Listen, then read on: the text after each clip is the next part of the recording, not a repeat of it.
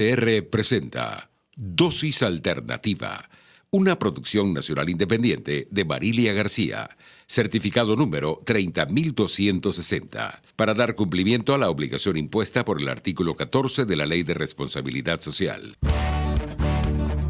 A partir de este momento, están entrando en un paréntesis donde las palabras posibilidad, opciones y decisión toman significado. RCR presenta Dosis Alternativa con Marilia García y Jackson Vargas.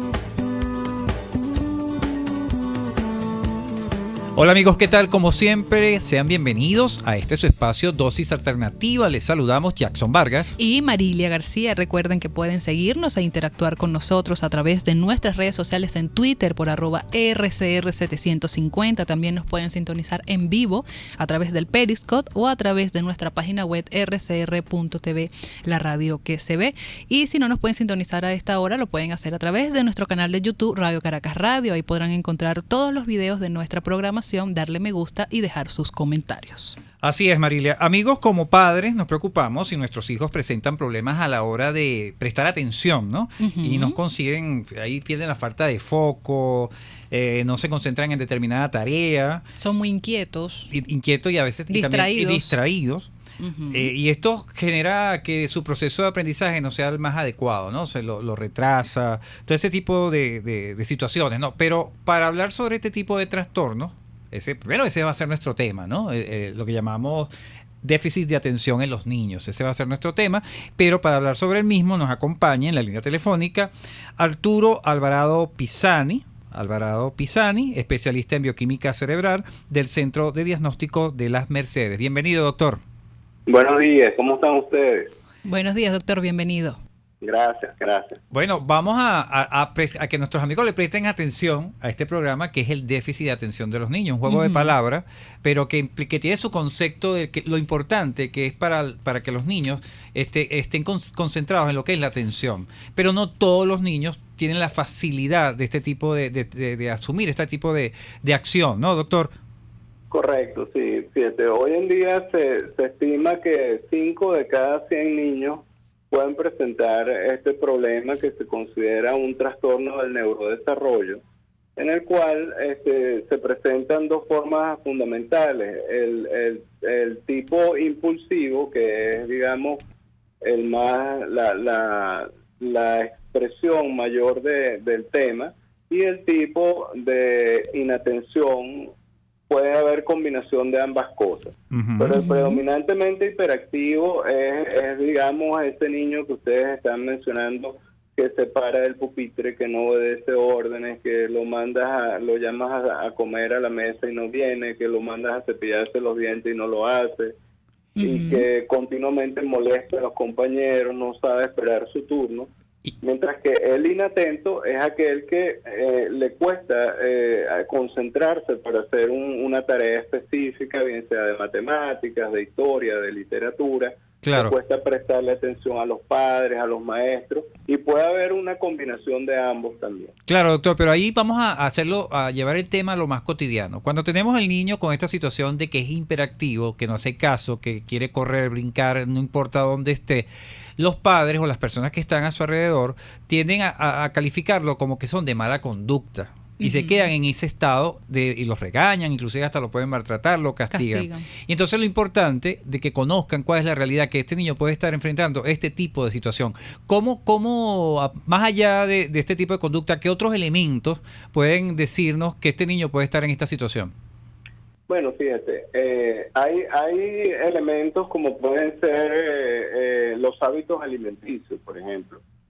Este tipo de niños usualmente consumen cantidades importantes de dulces, de carbohidratos, de azúcares, que potencian su situación de conducta sin ellos saberlo, porque uh-huh. simplemente les es agradable el hecho de tomar caramelos, comer bebidas o tomar bebidas que son muy dulces, y eso potencia su tipo de comportamiento.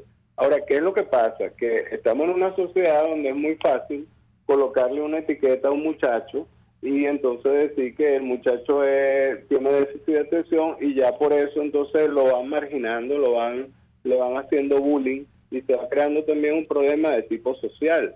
Entonces, eso es lo que nosotros debemos evitar. Nosotros tenemos que tratar de encauzar a este muchacho de las formas que hablaremos ahora posteriormente, porque si ese niño tú no lo corriges, se convierte en un adolescente con déficit de atención y después se convierte en un adulto con déficit de atención también. Claro, Entonces, ajá. No, y que le acotaba que también tenemos una sociedad que ya han usado la palabra hiperactividad para todos los niños que quizás son inquietos en esta sociedad moderna que tenemos, que los niños han estado en eso, son muy inquietos, y entonces la palabra hiperactividad la utilizamos para todos estos niños. Claro, pero es lo que te digo, fíjate, solamente 5 de cada 100 niños presenta el déficit de atención y de esos 5, uno es del tipo hiperactivo. Es más frecuente verlo en varones que en las niñas, pero el tipo de hiperactividad también va a depender mucho de la relación de ese niño con su entorno. Claro. Es decir, de la comprensión que él pueda tener de parte de su maestro. Hoy en día, por ejemplo, yo estoy seguro que, bueno, no sé cómo estamos en diferencia etaria, pero yo estoy cerca ya de los 60 años y cuando yo estaba en el colegio, yo tenía compañeros que tenían déficit de atención, viendo retrospectivamente, pero no se diagnosticaba. El problema es que no se hacía el diagnóstico.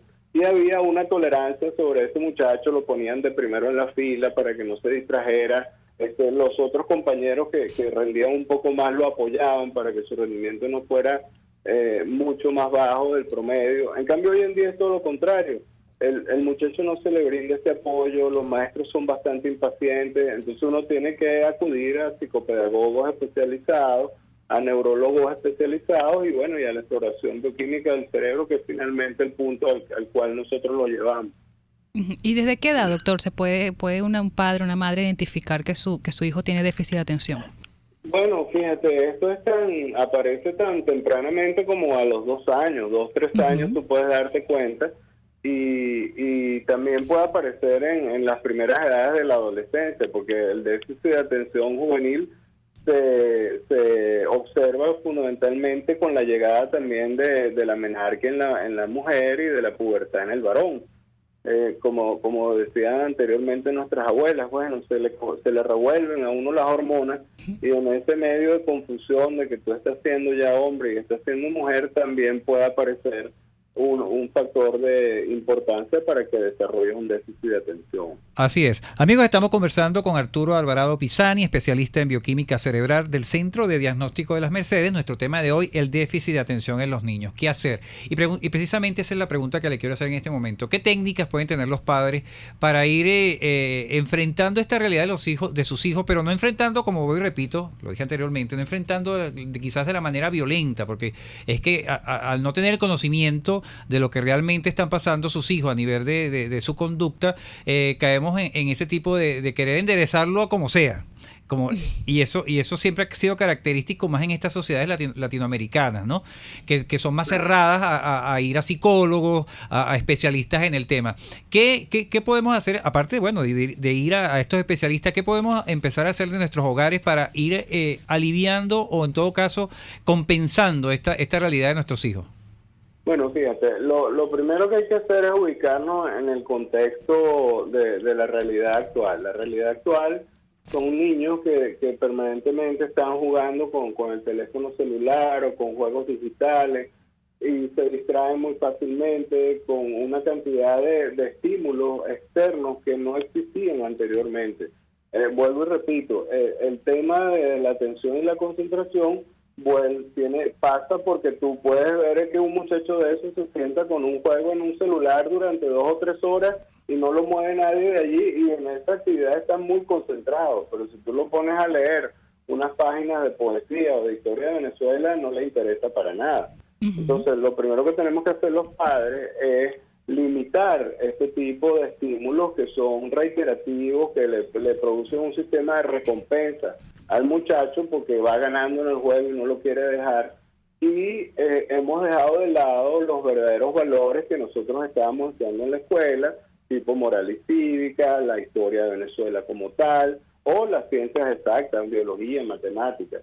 Entonces tenemos que separar, limitar, es decir, no es que le vamos a prohibir, porque acuérdate que la tendencia de lo prohibido es como Adán y Eva. Si te lo prohíben, vas a más comer lo hace. Exactamente. Entonces, es una suerte de negociación. La primera recomendación para los padres es que negocien con sus hijos. Bueno, tú vas a ver media hora o vas a hacer 1 hora de esta actividad que te gusta, pero también lo vamos a compensar con 1 hora o un tiempo similar en el estudio, ¿no? Esta es las primeras medidas. La segunda medida que tenemos que hacer es revisar la alimentación de estos muchachos. Esto también se presenta, fíjense, independientemente del estrato socioeconómico con el cual estemos relacionados. En el estrato socioeconómico un poquito más elevado, son muchachos que todo el tiempo están comiendo papitas fritas, hamburguesas, esta comida rápida, mientras que en el estrato bajo tenemos una deficiencia importante de proteínas y tenemos una deficiencia importante de otros oligoelementos que se están dejando de consumir porque no hay poder adquisitivo para comprar carne, pollo o pescado, que son elementos básicos de la dieta. Entonces, otra cosa que nosotros podemos hacer es esta revisión de la nutrición de cada uno de nuestros hijos para evitar que potencialmente entonces se exacerben este tipo de conductas. Por ejemplo, está claramente establecido que los niños que no ingieren ácidos grasos poliinsaturados, que son el omega 3 y 9 derivados del pescado, los pescados comúnmente que nosotros tenemos aquí, sardinas, carites, son ricos en este tipo de ácidos grasos, pero imagínense ustedes, el costo de eso es elevadísimo y los muchachos no lo consumen. Además, y hay muchos niños que tampoco les gustan. Exacto. Estamos en la misma línea. Exacto. Bueno, doctor, con estas herramientas que nos acaba de dar, nos vamos a quedar y ya vamos a la primera pausa comercial de nuestro programa y al regreso ampliamos más sobre este tema del déficit de atención en los niños. Ya regresamos. Volvemos en breve con más Dosis Alternativa. Porque en la gama de posibilidades, usted toma la decisión. Solo por RCR 750 AM y rcr.tv. Puede seguir nuestra programación a través de rcr.tv, la radio que se ve. Las lesiones articulares o musculares son más frecuentes de lo que piensas. La Unidad de Cirugía Articular y Medicina Deportiva, Haroldo Macareño y Guillermo Rangel, cuenta con el mejor equipo de traumatólogos reconocidos por la Sociedad Norteamericana de Artroscopia. Ubícalos en la Policlínica Metropolitana o al 0414-305-8176. Superar tu lesión es nuestro compromiso. Desde los sectores populares del país se escucha una clara señal. Es el radar de los barrios. Evelyn Martínez y la Red de Ciudadanos le invitan a identificar amenazas, ubicar soluciones y hacer seguimiento eficiente a las problemáticas de cada sector. Un espacio contra la polarización donde se construye de abajo hacia arriba y de adentro hacia afuera. El radar de los barrios. De lunes a viernes, a partir de las 10 de la mañana, solo por RCR 750 AM. Les estamos presentando Dosis Alternativa con Marilia García y Jackson Vargas, solo por RCR 750 AM y rcr.tv, la radio que se ve. Amigos, ya estamos de regreso en Dosis Alternativa. Hoy estamos hablando sobre el déficit de atención en los niños. Para ello nos acompaña vía telefónica el doctor Arturo Alvarado Pisani, especialista en bioquímica cerebral del Centro de Diagnóstico de Las Mercedes. En la parte anterior nos daba un poco las recomendaciones que hacer ante este trastorno, pero me surgió una idea cuando usted hablaba de revisar la alimentación en los niños. Entonces, este trastorno se desarrolla por esta... ¿Es dependiente nada más de la alimentación de los niños o puede ser genético, doctor?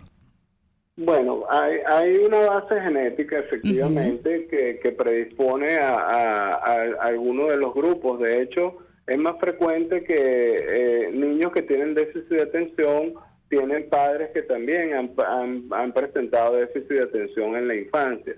El tema nutricional lo pongo en la palestra porque precisamente en Venezuela, por la situación delicada o delicadísima, diría yo, que estamos viviendo desde el punto de vista alimentario, nos va a llevar a que en el futuro nosotros tengamos que trabajar mucho con estos niños porque no solamente van a presentar déficit de atención y falta de concentración en las aulas de clase, sino que probablemente tengamos que suplementar oligoelementos para que sus cerebros puedan tener la energía suficiente para llevar a cabo esos procesos ejecutivos que se necesitan a la hora de concentrarse y atender en clase y desarrollar una tarea en buen estado, ¿no? Claro. Entonces, es muy importante pensar en el futuro, ¿no? Porque tenemos un presente actual, pero el futuro, en base a lo que estamos viviendo, en la situación país, tenemos que irnos preparando para considerar eso también. Doctor, bueno, nos explica que la alimentación es básica para que estos niños puedan superar esta situación, ¿no? Principalmente el consumo de proteínas.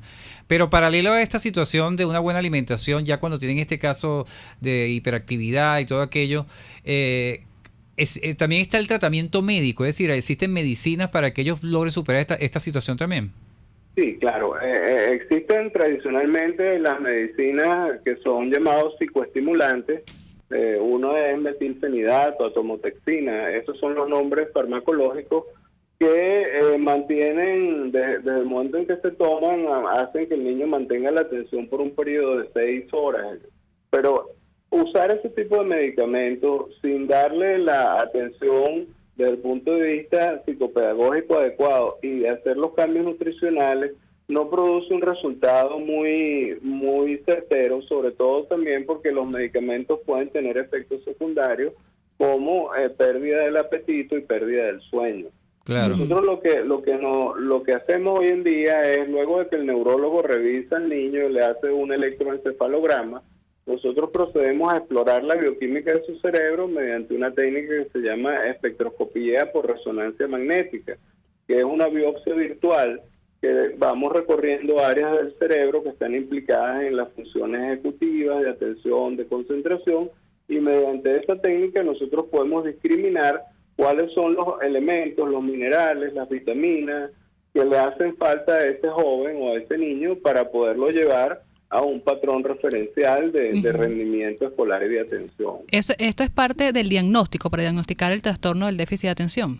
Sí, el diagnóstico básicamente se hace con un cuestionario y con unas tareas que se le colocan al niño.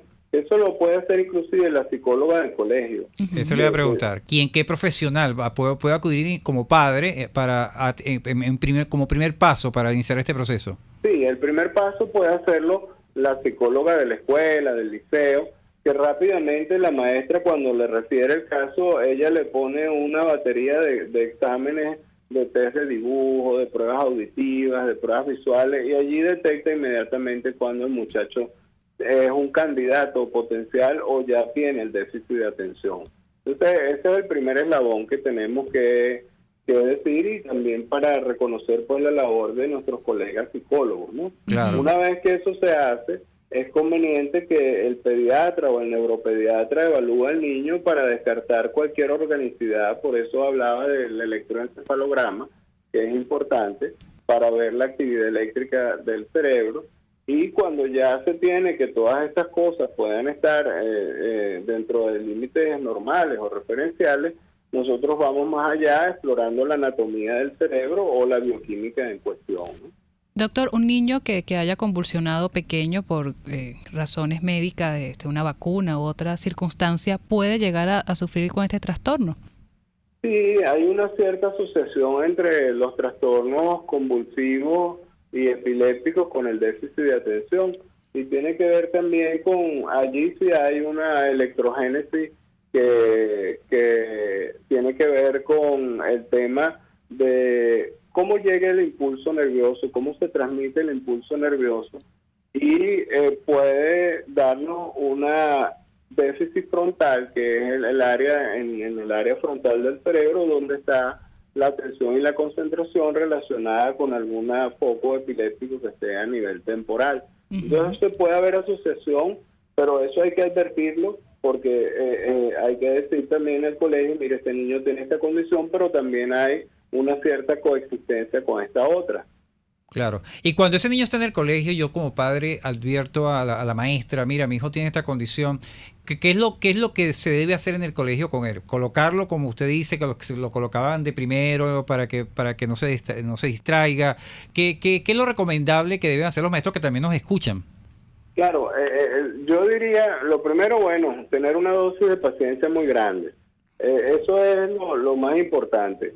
El otro tema tiene que ver con el bullying que le hacen los compañeros a estos muchachos, ¿no? Porque salen mal o les toma más tiempo aprender a sumar o a restar que a los compañeros, y es porque no tengan la capacidad intelectual, sino porque estén distraídos en el tema. Entonces, una cosa muy importante para que tú veas es fomentar la solidaridad en el aula de clase. Es decir, los mismos compañeros deben apoyar a estos muchachos que tienen este problema.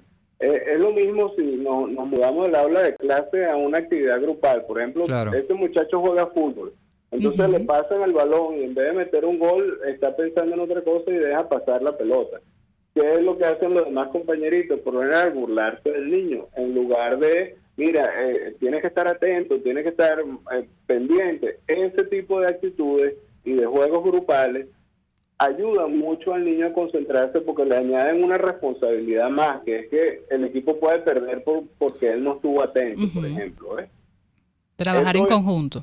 Exactamente. Pero la voz cantante la debe llevar ahí en la escuela el maestro y en el entrenamiento el profesor, exactamente, el entrenador, pues. Exactamente, y en la casa mamá y papá, que es una cosa que es muy muy obvia, pues. Sí, porque también en la casa puede pasar con los hermanos, pues Sí, ese bullying puede pasar con los Y a hermanos. eso iba, en la casa también colocarle este tipo de niños con este déficit de atención y que también aunado a eso tienen la hiperactividad, actividades que ellos se sientan responsables y que puedan hacerlas, ¿no?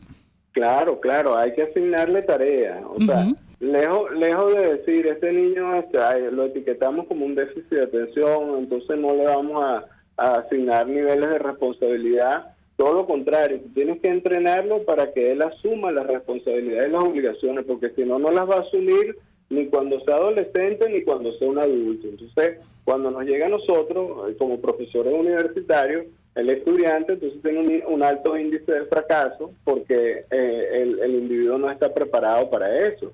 Claro. Y si tú no lo corriges de tiempo, lo que te digo, se convierte en un adolescente con déficit de atención, con todos los riesgos que supone entonces en el adolescente la búsqueda de otras drogas de abuso, de otras drogas de estas recreativas, y cuando inclusive hay ejecutivos que tienen un perfil de déficit de atención que fundamentan su rendimiento en el uso de estas sustancias. Claro, y este trastorno, doctor, ¿se puede controlar o desaparece si, como usted lo dice, los padres y los médicos pueden ayudarlo? ¿Desaparece o se controla? No, se controla mucho, y con el entrenamiento, que ahí viene la otra parte profesional, la psicopedagoga, le va dando herramientas para que desarrolle o sea, las zonas que están deficitarias en su cerebro, en las pruebas que ellos han definido, empiecen a entrenarlas. Entonces le da un entrenamiento especial para el hemisferio derecho si el niño es zurdo, o para el hemisferio izquierdo si el niño es diestro. Así o sea, todo esto está ya bien tipificado. Lo que pasa es que tenemos que basarnos en nuestros profesionales que son excelentes en Venezuela porque se han dedicado a ello. Lo que pasa es que muchas veces todo lo que ya sabemos lleva a descalificarnos, y es al contrario. Nosotros tenemos psicólogos, psicopedagogos, neuropediatras de primera línea, hechos formaditos aquí en el país. No, y quitarle también esa idea a la sociedad de que ir a un psicólogo es nada más de locos. Exactamente, bueno, tú has dado con la ruptura de un paradigma importantísimo. Bueno, eso lo hacemos aquí diariamente cuando tratamos el tema de psicología, para que vean la importancia de la psicología en todo lo que es nuestra salud mental. Claro que sí, desde luego. Bueno, doctor, lamentándolo mucho, llegamos al final de nuestro espacio, sus redes sociales y punto de contacto. Bueno, en Twitter estoy en @Arturo Alvarado. @CDD Las Mercedes en Twitter y en Instagram, y siempre les dejo mi correo personal, que es Arturo Alvarado Pisani, PISANI @gmail.com. Por cualquier consulta allí pueden escribirnos y con mucho gusto se las contestaremos. Así es, bueno, agradecidos con el doctor Arturo Alvarado Pisani, especialista en bioquímica cerebral del Centro de Diagnóstico de Las Mercedes, por hoy aclararnos todas estas dudas con respecto al déficit de atención en los niños. Estuvimos trabajando para ustedes en la Dirección General de la Estación, Jaime Nestares. En la gerencia de producción, Wilix Arcaya. En los controles, César Arteaga. Recuerden que pueden seguir interactuando con nosotros a través de nuestras redes sociales en Twitter por @RCR750 y sintonizarnos en vivo a través de nuestra página web rcr.tv, la radio que se ve. Les invitamos a que continúen ahora con el Radar de los Barrios. Hasta aquí, esta emisión de Dosis Alternativa. Nosotros le proporcionamos el abanico de posibilidades. Ustedes toman la decisión. Solo por RCR 750 AM y rcr.tv, la radio que se ve.